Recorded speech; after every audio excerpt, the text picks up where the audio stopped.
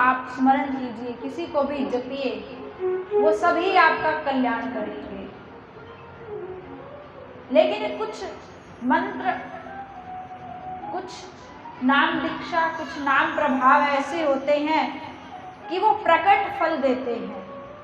तो श्रीमद् भागवत जी के ये प्राण है, ये मंत्र जो है ओम नमो भगवते वासुदेवाय, ओम नमो भगवते वासुदेवाय। नारद जी इसी मंत्र को जपते रहे और नारद जी इसी को जपते जपते ठाकुर जी की उस छवि को, उस दर्शन को प्राप्त कर गए। इस मंत्र का इतना प्रभाव था। और इस मंत्र का ये प्रभाव हुआ कि जैसे ही नारद जी का ये जन्म समाप्त हुआ तो फिर अगला जन्म उन्हें ब्रह्मा के पुत्र के रूप में प्राप्त हुआ है। जब सृष्टिकर्ता ब्रह्मदेव ने अपने अंगूठे से अंगिरा, अत्रि इत्यादि ऋषियों को प्रकट किया, तब नारद जी कहते हैं संतों की कृपा का ये प्रताप था, संतों के उस दिए हुए नाम का ये प्रताप था कि जो एक साधारण नौकराने का पुत्र था, वो नाम जप के प्रभाव से, संतों की कृपा के प्रभाव से अगले जन्म में सृष्टिकर्ता ब्रह्मदेव के अंगूठे से प्रकट हुआ। जहां ब्रह्मदेव तक उसकी पहुंच ही नहीं हो सकती थी, वो सपने में भी नहीं सोच सकता था कि एक नौकरानी का पुत्र ब्रह्मदेव तक पहुंच पाएगा। नारद जी वेद व्यास जी से कहने लगे ये सब संतों की कृपा और सत्संग का ही फल है कि मुझे एक साधारण नौकरानी के पुत्र होते हुए भी ब्रह्मदेव के पुत्र होने का सौभाग्य मिला। और भगवान नाम में इतनी शक्ति है,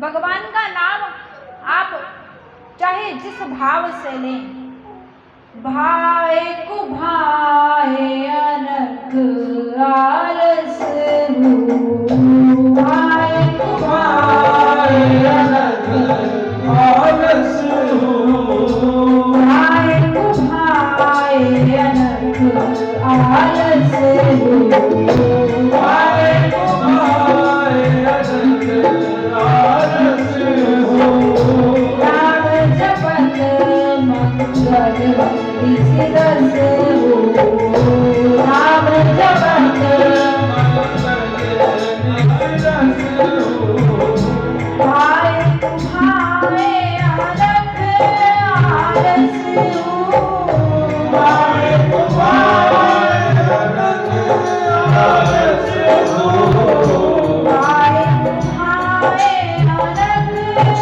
आलस हो, भाए तुम्हारे अलग आलस हो,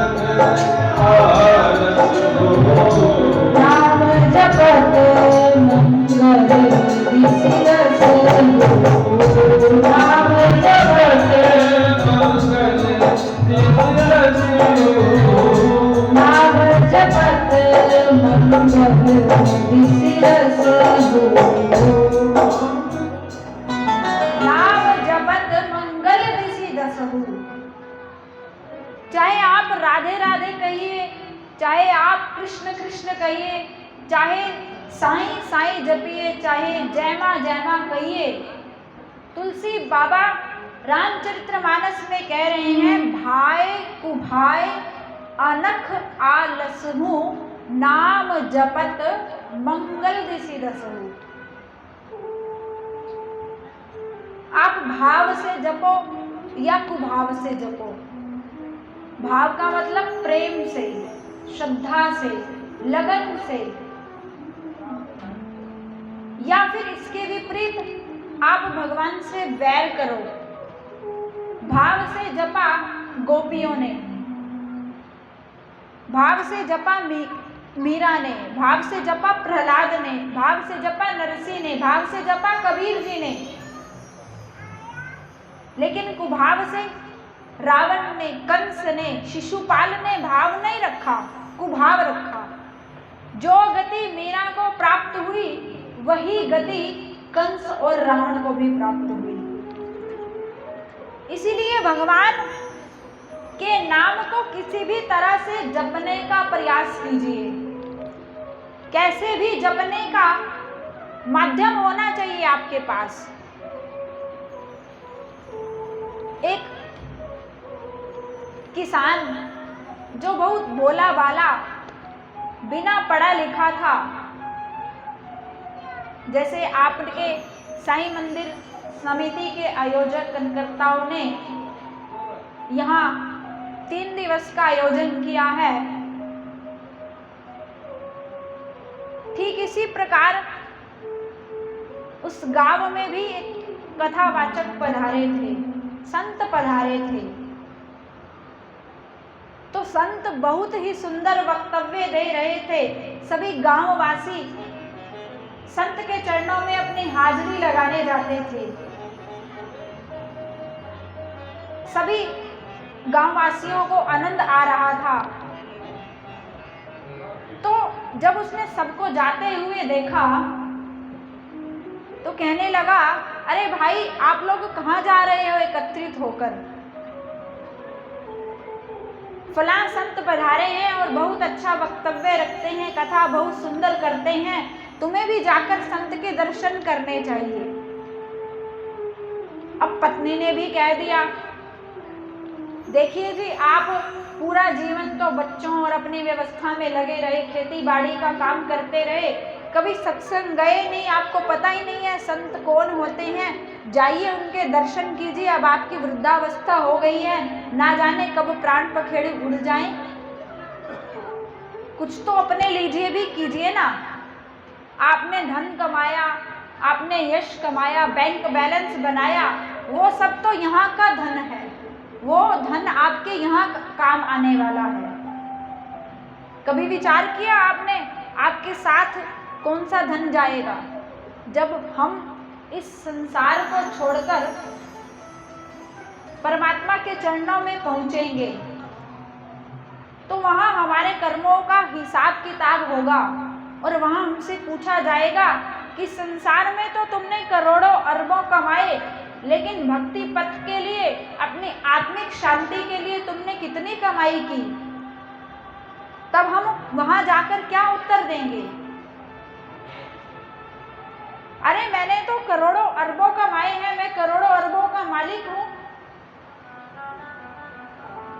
जो आप अरबों करोड़ों के मालिक यहाँ हैं, यहाँ की कमाई वहाँ आपके काम आने वाली नहीं है। वहाँ काम आएगा तो वो क्षण, जितने क्षण आप, जितने समय यहाँ आप बैठकर भगवान की चर्चा सुनेंगे, जो समय आप परमार्थ में लगाएंगे, दूसरों की निस्वार्थ भाव से सेवा करेंगे,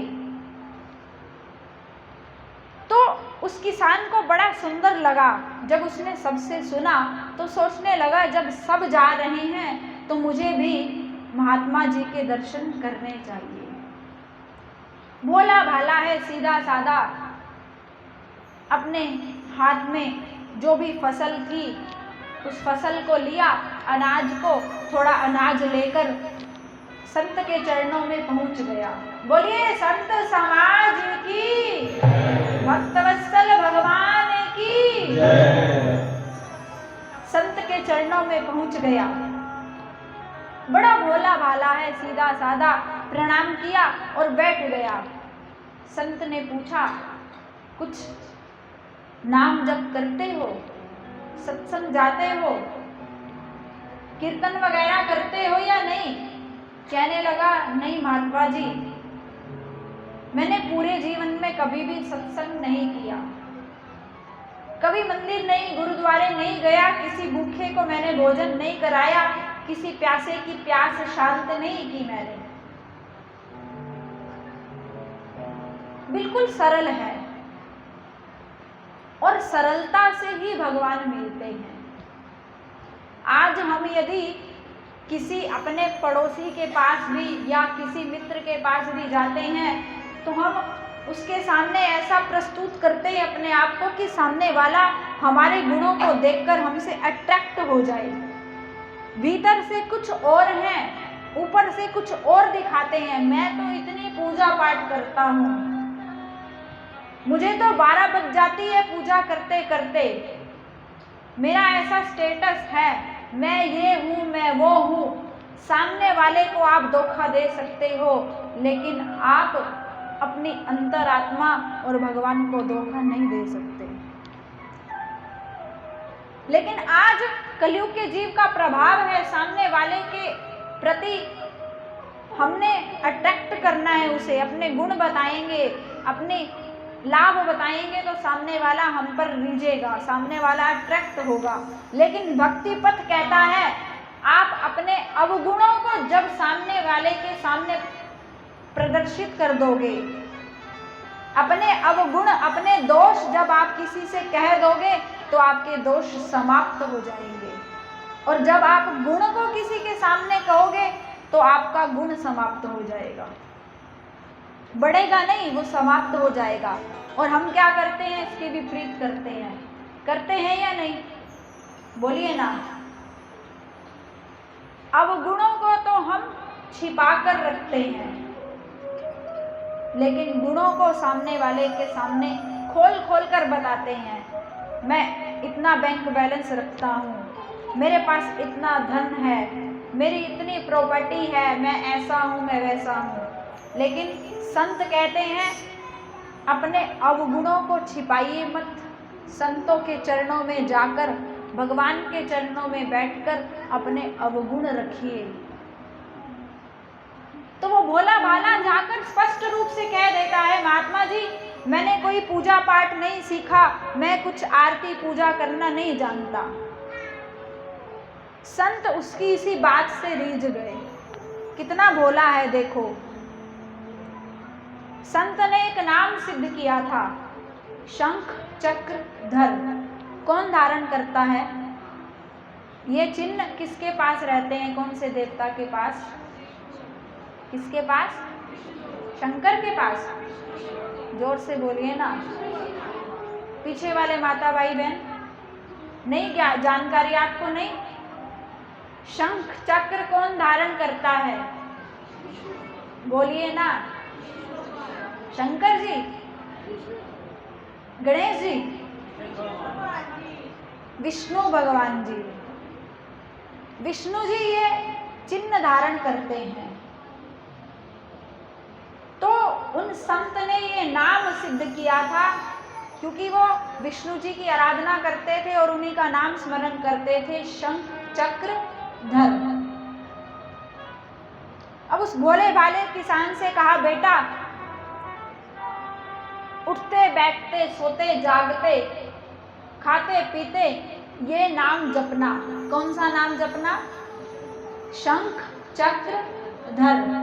शंख चक्र, बोलिए ना, शंख चक्र धर।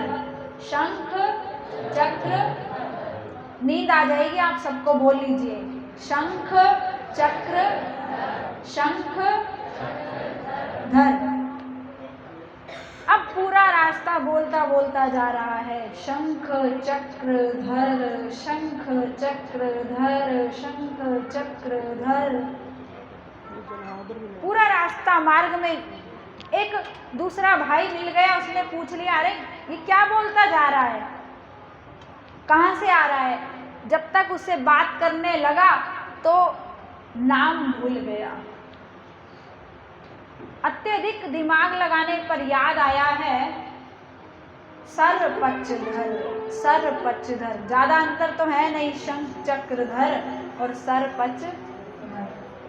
भूल गया नाम।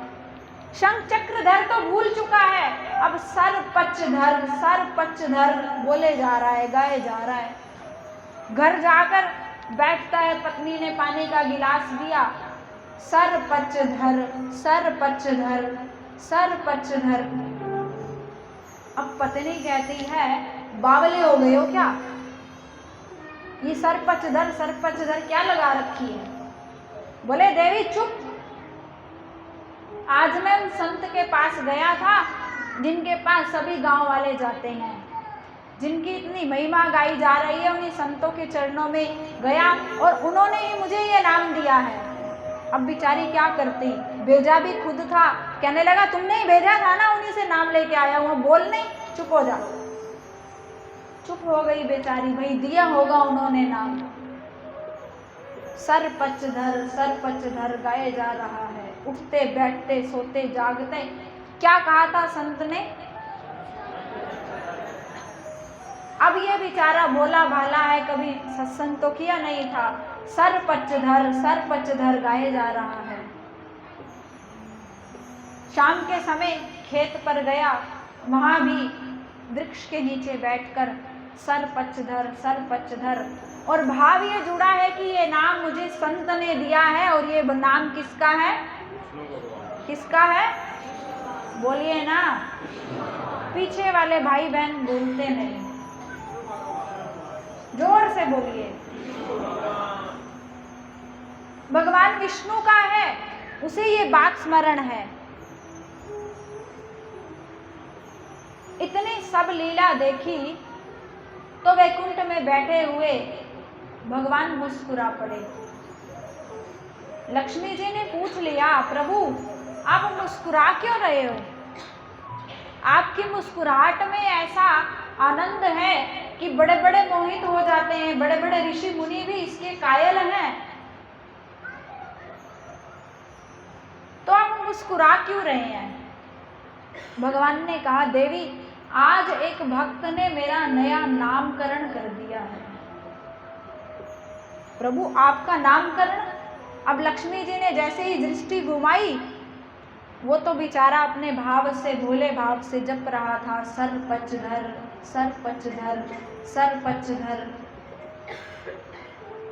लक्ष्मी जी ने कहा, प्रभु इसे ज्ञान नहीं है, ये भूल कर रहा है, इसे समझाना हमारा कर्तव्य है, चलिए चलकर समझाते हैं इसे।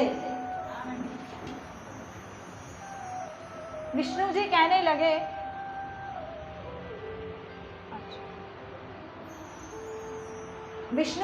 लगे, देवी मैं तो समझाने वाला नहीं हूं, तुम्हें जाना हो तो जाओ।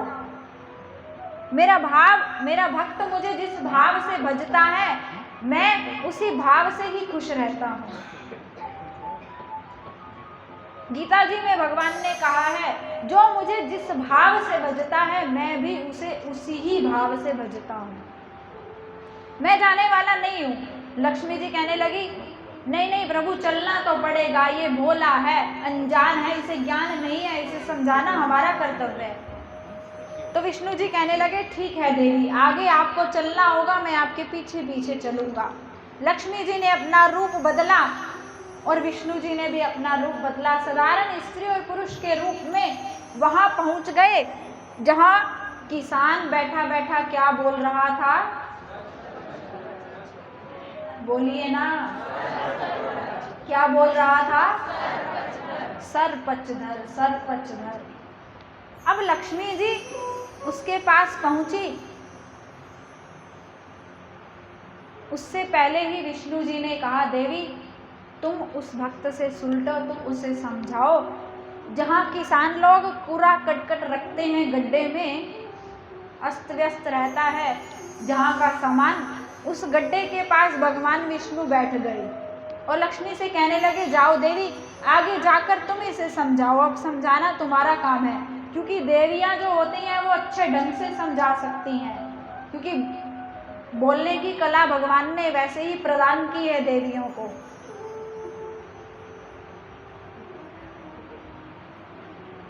हंस रही हैं सभी। ये भी ठाकुर जी ने कला दी है, पर इसका आप कितना उपयोग, सदुपयोग करते हैं वो आप पर निर्भर करता है। व्यवहारिक चर्चा में करेंगे तो उपयोग नहीं है, दुरुपयोग है। और जब ठाकुर जी के नाम संकीर्तन में करोगे तो इससे बड़ा लाभ कुछ हो ही नहीं सकता, वो आप पर निर्भर करता है। तो कहने लगे, देवी आप जाओ। ठाकुर जी वहाँ गड्ढे में बैठ गए और उस किसान से प्रश्न किया लक्ष्मी जी ने, अरे ये क्या सर पचधर लगा रखी है, किसका नाम है ये, किसने दिया है तुम्हें, क्यों बोल रहे हो बार बार सर पचधर? अब किसान सोचता है ये देवियां जो हैं एक बात के उत्तर पर 10 प्रश्न और खड़े कर देती हैं, क्योंकि बोलने की कला तो भगवान ने ही दी है। अब किसान ने सुना था इनसे दूर रहना चाहिए, इनसे बचकर रहना चाहिए। जैसे ही बार बार पूछती है ये नाम है किसका, बताता क्यों नहीं, क्या बोल रहा है, कहने लगा तेरे खसम का नाम है। अब लक्ष्मी जी सोचती हैं अभी बात तो सच कह रहा है, नाम तो मेरे खसम का ही है शंख चक्रधर, पर इसे कैसे मालूम हुआ, ये तो ज्ञाता हो गया भाई, नाम जप का इतना प्रभाव हो गया इस पर। तो बोले ये रहता कहाँ है। किसान सोचता है ये अड़ल्लन मुझसे बार बार प्रश्न करती रहेगी, ऐसा उत्तर दूं दोबारा कुछ पूछे ही ना। बोले पड़ा होगा किसी गड्ढे में। अब तो लक्ष्मी जी अपने स्वरूप में प्रकट हो गई और विष्णु जी भी प्रकट हो गए। तब भगवान ने जोड़े सहित उस भक्त को, उस भोले किसान को अपना दिव्य दर्शन प्रदान किया। उस किसान का, उस भोले व्यक्ति का एक ही भाव था कि ये नाम जो है मेरे विष्णु भगवान का है और संत ने मुझे प्रदान किया है। इसी भाव के माध्यम से चाहे शब्द अटपटे थे, महर्षि वाल्मीकि जी जिन्होंने रामायण की रचना कर दी, उल्टा नाम जपत जग जाना, वाल्मीकि भय ब्रह्म समाना। राम राम रट नहीं पाए वो, मरा मरा जप कर ही तर गए। तो ये कलयुग में भगवान के नाम की इतनी महिमा है, भाव की इतनी महिमा है कि यदि आप उठते बैठते चलते फिरते सोते जागते भगवान का नाम ही जपते रहेंगे तो भी आपको भगवान की प्राप्ति सरलता से हो सकती है। तो आइए एक भाव के साथ